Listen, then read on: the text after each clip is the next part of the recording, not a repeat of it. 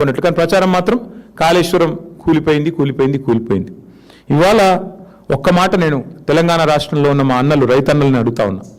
2014లో ఈ రాష్ట్రంలో కేసీఆర్ గారు రాకముందు పండిన పంట ఎంత, ఇవాళ ఎంత వరి? ఒక్కసారి ఆలోచన చేయండి. ఎక్కడి నుంచి వచ్చింది అదంతా?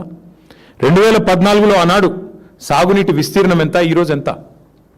ఆ రోజు 24 లక్షల మెట్రిక్ టన్నుల ధాన్యం సేకరిస్తే మేము దిగిపోయినాడు 1.5 కోటి మెట్రిక్ టన్నుల ధాన్యం సేకరించినాం.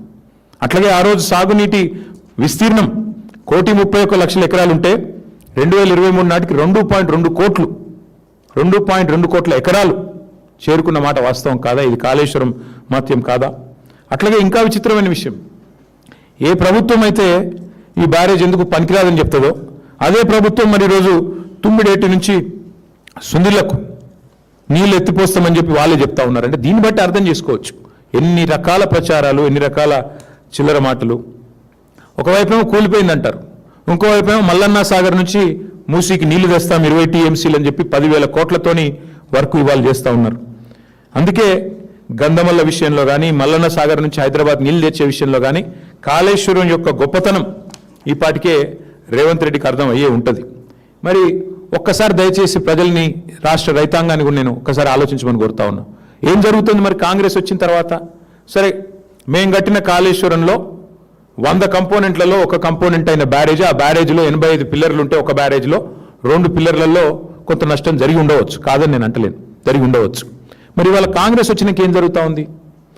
SLBC అనే ప్రాజెక్టు వీళ్ళ కక్కుర్తికి, వీళ్ళ కమిషన్లకు అడ్డగోలుగా వీళ్ళు ఇష్టారీతిన ముందుకు పోతే అక్కడ ఉన్న పరిస్థితి అంచనా వేయకుండా 6 మంది కార్మికులు జల సమాధి అయిన మాట వాస్తవం కాదా? ఇప్పటికీ వాళ్ళ శవాలు ఆచూకీ దొరకని మాట వాస్తవం కాదా? ఇది కాంగ్రెస్ కక్కుర్తికి, కమిషన్లకు, వాళ్ళు చేసిన వ్యవహారానికి, అవినీతికి నిదర్శనం కాదా? నేను అడుగుతా ఉన్న భారతీయ జనతా పార్టీ నాయకత్వాన్ని, కేంద్ర ప్రభుత్వానికి కూడా, ఆ రోజు కాళేశ్వరంలో 2 పిల్లర్లు కుంగితే ఆగమేఘాల మీద NDSA పరుగులు పెట్టుకుంటూ వచ్చిందే, 48 గంటల లోపలనే రిపోర్ట్ ఇచ్చిందే.